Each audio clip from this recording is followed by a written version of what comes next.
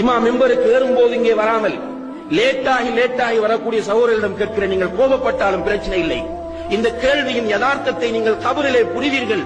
மறுமையிலே இந்த கேள்வியின் பெருமதியை நீங்கள் புரிந்து கொள்வீர்கள். நீங்கள் இங்கே வருவதற்கு முன்னால் என்ன செய்து கொண்டிருந்தீர்கள்? உங்களுடைய மனைவி சீரியஸாக இருந்த ஹாஸ்பிட்டலுக்கு கொண்டு சென்றீர்களா? உங்களுடைய பிள்ளை ஒரு ஆபத்தான கட்டத்தில் இருந்து அவனை பாதுகாப்பதற்காக முயற்சித்தீர்களா? உங்களுடைய வீடு எரிந்து கொண்டிருந்தது, அந்த வீட்டை அணைப்பதற்காக வேண்டி நீங்கள் தாமதமானீர்களா?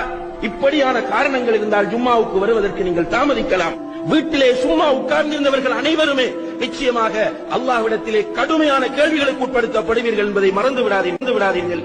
வெள்ளிக்கிழமை தினங்கள் அல்லாஹு தஆலா நமக்கு தரக்கூடிய, அவனை பற்றி அறிவதற்கு தரக்கூடிய மிக முக்கியமான ஒரு தினமாக இருந்து கொண்டிருக்கிறது.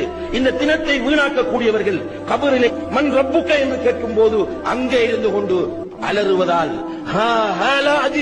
எனக்கு தெரியாதே என்று கத்துவதால் என்ன பிரயோசனம்?